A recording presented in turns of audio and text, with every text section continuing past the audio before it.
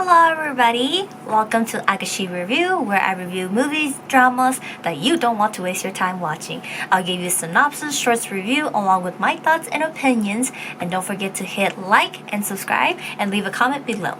Now let's go into the review. So today I'm going to be doing a Chinese drama review with you guys, and this drama is called Love is Sweet. The trailer literally dropped like a week before it actually came out, so I was so excited that I did not have to wait a year or something for it, which was so amazing. And I'm actually going to be reviewing the first 4 episodes with you guys, but to be very honest, I already watched the first 12 episodes already, so it was that good to me that I actually ended up watching 12 episodes of it already, like literally in like 2 days. So yeah, very obsessed with it. But this drama airs on Sunday, Mondays, and Tuesdays. That's a good thing about Chinese drama. It airs 2 episodes every day, every 2 days that it came out. And then there's a total of 36 episodes, so we'll actually be going through the airing of this drama pretty quick, since they're like, airing 3 times a week and 2 episodes per day. But I'm going to be going over the cast synopsis in the first 4 episodes with you guys.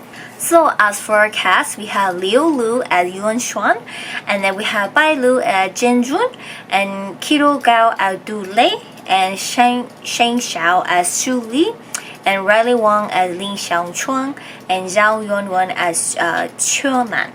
As for the synopsis, it follows the story of a girl named Zhen Jun who meets her close childhood friend Yuan Xuan in the workplace.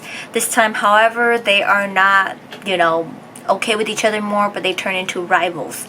And Jin Juan, apparently she's a very educated woman with double degree in economics and psychology.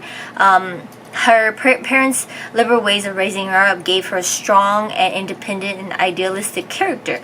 After graduating from college, she begins to work at a non-profit organization to follow her dreams to help others. However, her father's sudden death leaves her on a crucial crossroad in her life, and she decides to join the company MH, a top investment company, to fulfill her father's dying wish. Jin Juan runs into her childhood friend Yuan Xuan, and yet he's different from the gentle and caring protector she remembered him to be growing up. Now he's her rival at work, and furthermore, someone seems to be plotting against her, and she must rely on her wits in order to succeed in her career and also in love. So recap on the first 4 episodes, the drama starts off with Jin Juan going to the interview at MH. As she makes it to the second interview, meaning it's a good thing you're basically in the final one to be close to hiring or something like that. And apparently it's hard to get into MH. It's an investment company, and there's at the same time there's like another company going up against them and everything like that too. So a lot of company doesn't, it's like competition with MH. So at the same time, there's like this trading going on, business trading going on, and Yuan Xuan, his assistant, tries to wake him up, or else their company is gonna lose money, profit, and stuff like that. But he doesn't really care, and he says just to wait a little bit longer and let him get some sleep. And then it turns out we see the competitor, GE Security Investment, which Dule is having his men work hard to compete to win MH. And we see that Dule and Yuan Xuan is already competitor right from the start, rivals right from the start, working on different companies. And suddenly Yuan Xuan wakes up and he takes action, and his company wins like this profit, this investment and everything, and GE's investment, like, they lose it. And so this is just a way to show you Yuan Xuan's intelligence, how great he is with this. That's why MH likes him, love him, and wants to keep him, all stuff like that, his work and everything. And then so this is where he goes off. He's actually the interviewer for the second part of the interview that Jin Juan actually attends, and they end up meeting, and he tells her afterwards that he doesn't want her to get into MH, and she's determined to get into the company and will work hard. And after the interview, he offers her a different position and to a different company with a better pay and everything, and he has connection, and he finds that this job will be more suitable for her, and she doesn't want to, and she doesn't give the reason to him and she actually ends up making to the final interview, and she gets hired. And so she's actually on a like 3-month probation before she actually for sure becomes a full employee at MH. So as for now, pretty much just like a 3-month intern that she's doing to see whether she's gonna pass to be suitable for MH or not. And then their past gets explained to us here.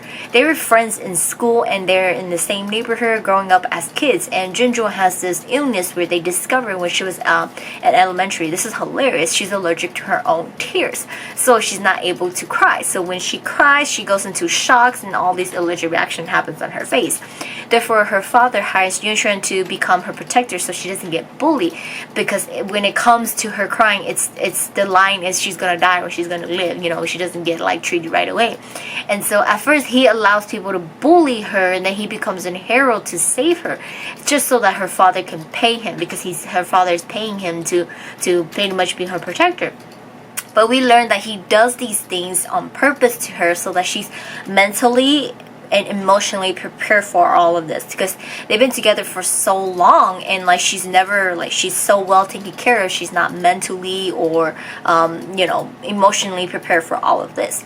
So they go together, they grow up together, and they end up in high school where Yushu finally realizes that she's still a very soft-hearted person, even though she's working hard and everything like that, trying to be tough. She's not. Therefore that's why they meet again, and he believes that she's not fitted for MH because she's not mentally and emotionally prepared for it. Even though she says she's physically prepared for it, she's not, and she won't be able to handle it. And he cannot stand her going through another episode of her battling between life and death with her allergic reaction to her cares. But then we move on to they attending a party, and before this party, she ended up telling her friend that Yunxuan is actually the boy from her past, and they met again. So her friend's determined to embarrass Yunxuan at this party, where when they end up at the party, her friend says that Yunxuan left her and her baby, causing a commotion and making him look bad in front of the media. But he ends up saving himself, and he announces that his girlfriend is actually someone else, which is Zhenjuan.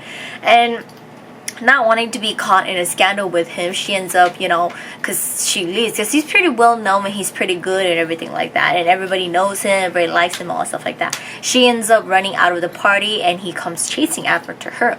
And the same thing is just like the whole thing why he did that on purpose, that she's his girlfriend, is just to basically tell her you're not even emotionally prepared or mentally prepared for stuff like this. That's why you cannot be in MH, hiding all stuff like that. So he pretty much, the whole point he's just telling to her is that he cares for her. He still has feelings for her, which he did back then, and he's just trying to protect her again. They get into an argument, and we get a first accidental kiss in the first episode, and this brings them, they being caught on camera, and Jinjo, she can't handle it, and she cries, and she goes into shock, and she ends up at the hospital getting treated. And the next day she goes to meet Yunxuan again, and she's like, I don't care, I want to be fitted for MH. And he's all like, I will test you to see if you're fitted for it. She fails the test he gives her, and he's like, let me just cut it to you clearly. Your condition you cannot afford to be working in companies like MH. And she doesn't care, and she will get into it. And so this still hasn't explained to us why she wants to get into MH so bad. And then we actually, as we go on, it will get explained that why she even wanted to get in there in the first place, because her father passed away, and his dream, like in the synopsis, he wanted her to get into MH because MH is a really well-known company, and he believes his daughter is capable for it. That's why she wanted to do that. But Yushu has no idea about it, and she's keeping it like a secret, not telling anybody about it. But anyways, moving on. After many years of them not seeing each other again, Yushu wants to bring her closer to him again, and she starts working at MH, and he starts taking care of her, doing things secretly to help her, and he ends up buying out her apartment complex so that she gets kicked out, and then offering her an apartment next door to him, where he can actually keep an eye on her. And they end up living next to each other. She moves in immediately. She finds out her neighbor is him, but she doesn't care. She's going to be tough and work hard and everything like that.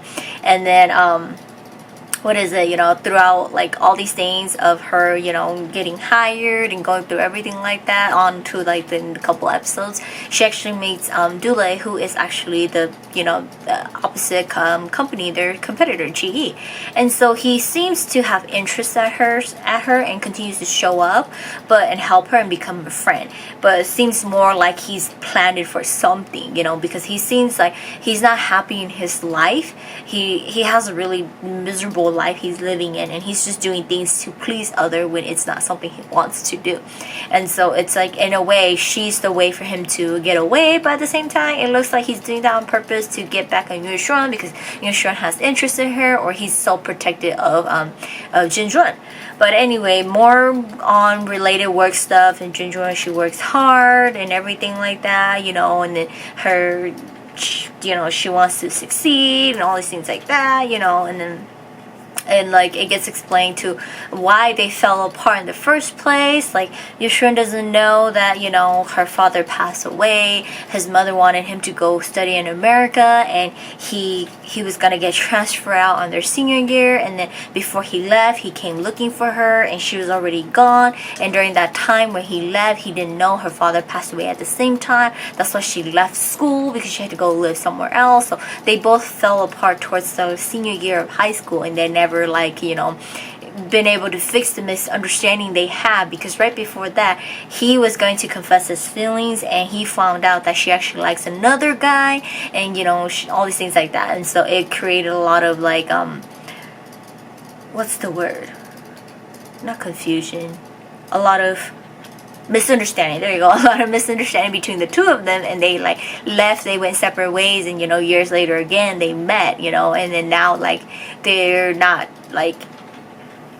even at the point of explaining stuff to each other, but they're not explaining each other stuff, but they're slowly starting to reopen up those feelings they had for each other. Like she didn't know she had feelings for him because she was just comfortable with him, and his feelings for her is still there, and he still cared, and he never was able to tell her the truth that he actually had a crush on her while being her protector growing up and everything like that. But more on spoiler alert, there's a lot of cute scenes, and there's a lot of like just hilarious scene, and they just like get to the point and everything like that, because as of right now we're about to reach where they're actually going to get together and be in love, and then the drama's gonna start. So we will see how it's gonna turn out, because right now we're like episode 13, 14 right there, and then going on, the drama, their love has finally started right there, where they're actually going to be together. And then basically I'm guessing by the time we hit episode 20, that's when all the problems start to rise, where Dule is actually going to get involved more. He does get involved here and there, and you do get frustrated with him, but then in a way you kind of like it that Jinjuan, she takes a step back, and she's not fully dumb to believe him, and she's more like, okay, I'm just gonna take care of myself. Like, no, I don't want to get involved with you, because she puts it clear cut. She doesn't want to get involved in a relationship where it's gonna end up leaving her heartbroken and crying, where it's gonna cause like her allergic reaction stuff to her. But yeah, it's a really good drama. I really like it. I've seen Leo in a lot of like the historical fantasy drama, and he's always dressed up like that, and he's always like playing bad guy roles and stuff like that. But like, it's like I was telling my sister, to see him playing modern, and he's so handsome, and like the way they dress him and everything, I'm just like so excited for it. And I'm like, obviously you guys could tell I'm so excited that I watched like 12 episodes of it, and I'm not even gonna let it sit. I'm just gonna watch as I go. I really enjoy it, and I'm really looking forward to how it's going to turn out. It's like I said to Ajishi, I hope they do not drop a bomb and make this like a crappy ass drama towards the end. Let's hope it goes really well, because it looks like a promising drama that's going to be well. But I think that's it for today. I mean, I don't have much to say, and I don't want to spoil so much for you guys, but that is the recap of the first 4 episodes, and I will see you guys in the next drama review.